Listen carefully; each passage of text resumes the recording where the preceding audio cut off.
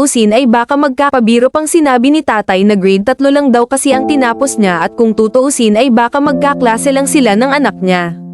Hindi man perpekto si tatay, ngunit kitang-kita ang pagmamahal niya sa anak.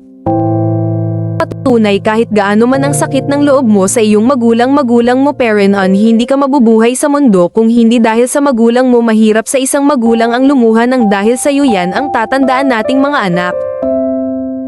Naantig ang mga netizens sa viral post ng isang tatay na itaas kung saan ipinost niya ang larawan ng kanyang study auntie na gamit ang gawang bag.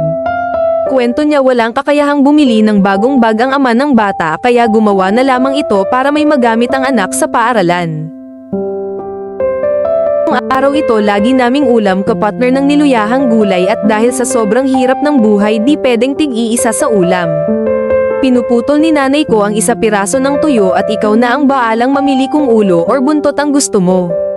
Danas namin ng sobrang hirap at walang-wala pero kit ganun pa man masaya naman kami, marami kaming MJ kakapatid.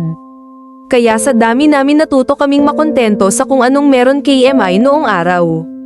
At nagpapasalamat kami sa aming mga magulang at nakakakain kami 3 beses sa isang araw kahit ganun pa man ang sitwasyon ng buhay namin.